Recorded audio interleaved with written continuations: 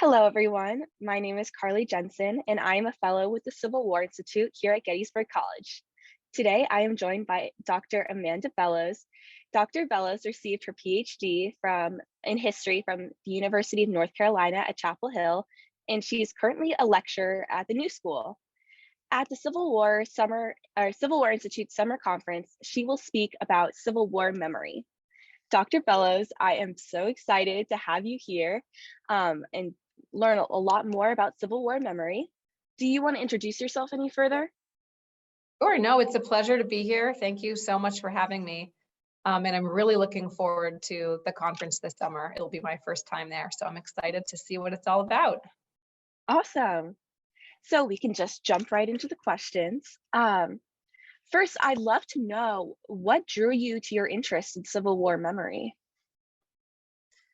Well, the Civil War was an enormously important event in the history of our country. There was so much at stake: the possibility of freedom for 4 million enslaved people, the future of the Union, and I think the United States' global position as well. It was also a war that led to hundreds of thousands of deaths, more so than any other war in US history. As a scholar, I'm really interested in how people of diverse backgrounds remember the war at various moments during the past 160 years. I also love to place US history in comparative or transnational perspective. And that perspective leads to questions like, how did people in other countries view our Civil War and its aftermath? How did people in other countries remember the abolition of slavery and emancipation in their own countries? To what extent was the experience of the Civil War and its aftermath unique to the United States?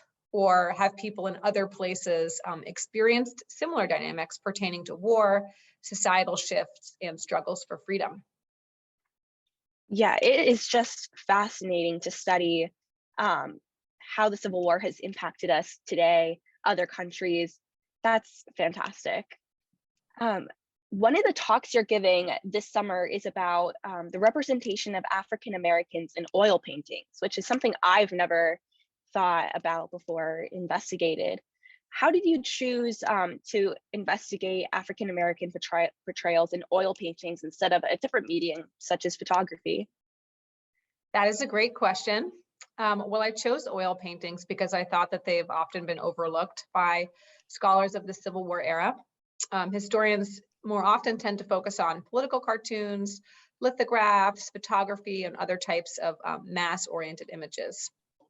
So in my book, which is called American Slavery and Russian Serfdom in the Post-Emancipation Imagination, came out in 2020 with UNC Press, I included an entire chapter on representations of African Americans in oil paintings. So the experience of the Civil War actually inspired American artists to paint works depicting slavery and emancipation. Just weeks after the Civil War began, there was a magazine called New York Monthly Magazine, and they suggested that the war would lead to this new form of American national art. I'll have a quote here. They said, "A new form of American national art would arise from out of this political chaos and soar aloft on the expanded wing of the American eagle." And this prediction certainly came true. So during the Civil War era, we have artists of diverse backgrounds, Black and white, from the North, from the South, who created fascinating and important representations of African Americans.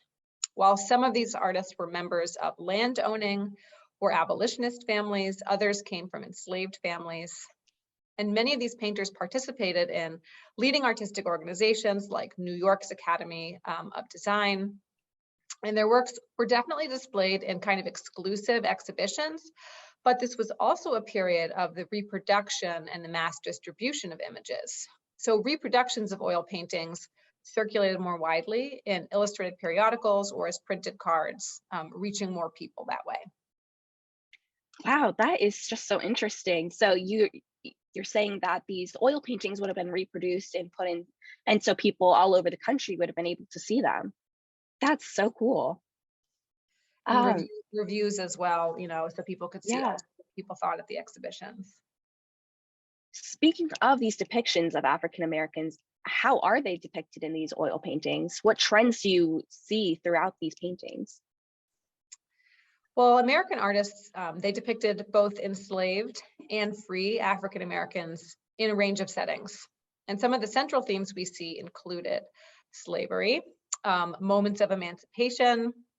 We see pictures of African Americans serving as Civil War soldiers. We see them in academic settings like schools, and even paintings of African Americans in cities. So we see people fleeing from slavery in moments of self-emancipation, men enlisting in the Union Army. We see children learning to read or teaching one another how to read. And then we see, again, freed people seeking wage-paying jobs in cities at this moment of industrialization and urbanization. And I think that these compositions were really important because they influenced 19th century viewers' conceptions of freed people in the aftermath of slavery. And they also shaped Americans' collective sense of national identity during this period of Reconstruction, of substantial political and social reform. Awesome. So these paintings are coming after the Civil War period through Reconstruction up until the turn of the century. Is that what your focus is on? Yes, and at the Institute, I'll be talking primarily about paintings produced at the start of the war, 1861, all the way through 1877. Awesome. That is just going to be so awesome to hear about. So you have an essay in Buying and Selling Civil War Memory in the Gilded Age America. And this kind of discusses how the post-war period of reunion reconciliation was commercially represented. What kind of mediums did you see people were using to represent these ideas?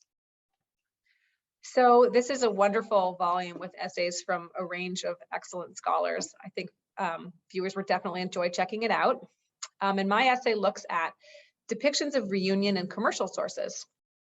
So I combed through trade cards, pamphlets, and posters printed by both Northern and Southern companies. And the advertising materials I looked at were housed in collections at Yale University and Duke University.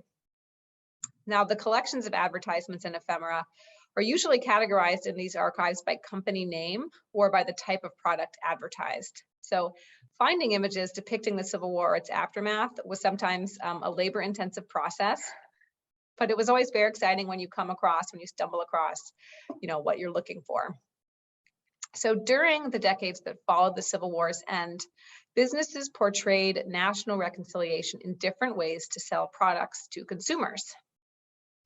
Now, I found some advertisements depicting reunions between Union or Confederate soldiers. They would be exchanging commodities or participating in commemorative events. And other advertisements whitewashed the history of the Civil War by ignoring its central cause, which of course was slavery, and instead glorified Union or Confederate military generals. And finally, I discovered some representations of white reconciliation that came at the expense of African Americans' political rights.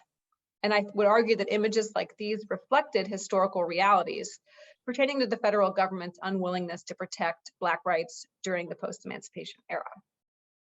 Right.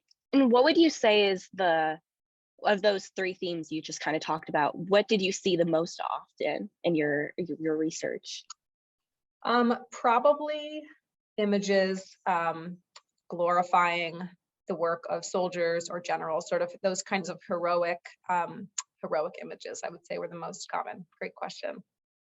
That seems to make sense, honestly, as we look at the reconciliation period, glorifying these soldiers and kind of making it out to be like a glorious war. So that definitely makes sense. Our final question has to do, again, with memory. What was the American public interested in purchasing in terms of Civil War memory? Were they looking for these images that you kind of described, or were they looking more for relics from the Civil War? Another great question. Well, perhaps surprising is the fact that advertisements featuring topics relating to the Civil War appeared in products ranging from sewing machines and cigarettes to glue and coffee. And there was really no rhyme or reason that I found to the types of products for which businesses used Civil War imagery in their advertisements. And I think that this speaks to the fact that businesses of all kinds saw an opportunity to sell products to eager consumers by deploying or harnessing that imagery relating to the Civil War. That's awesome. That's just fascinating. And so you see, it's more about capitalism than it is about preserving Civil War memory almost. They see an audience ready to buy these things and produce them for that audience. I think that's right. That's so interesting.